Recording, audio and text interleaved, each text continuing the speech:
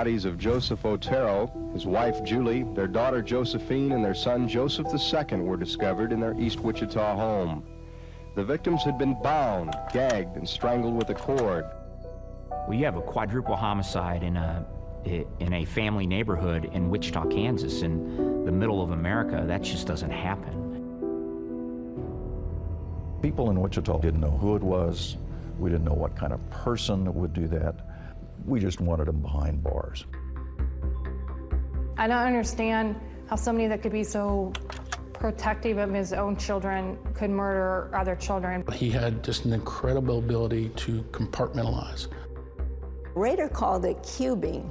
The way the cubing works is you have multiple sides to a cube. When he's on the face of it, those sides are all part of him, but he's not aware of them. He doesn't see them.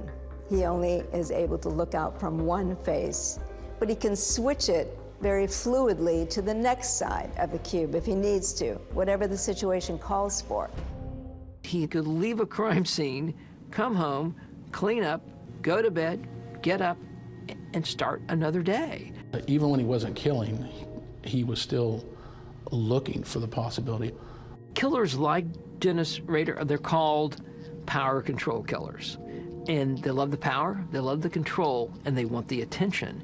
What's a natural way to get attention without identifying yourself is to interact, call the media.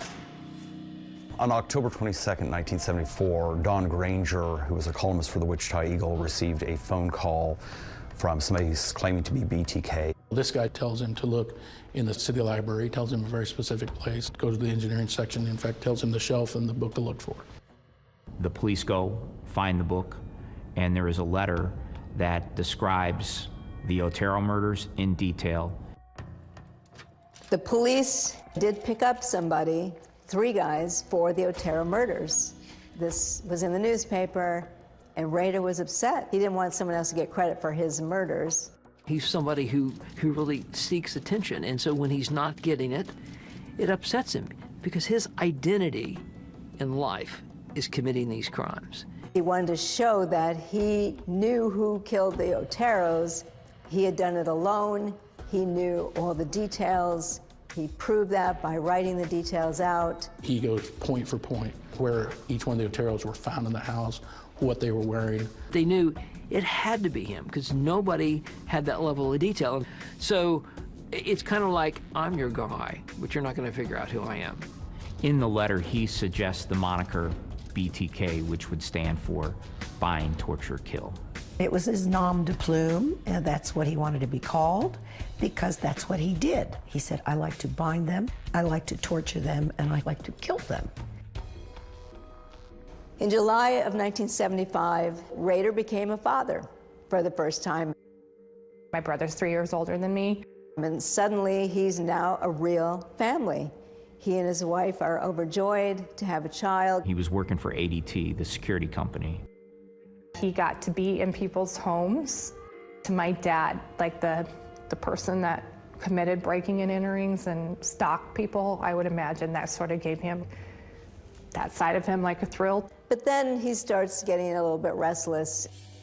From 1974 to 1977, he will kill 3 more women. A college student named Catherine Bright, a mother of 3 named Shirley Vian, and a 25-year-old named Nancy Fox.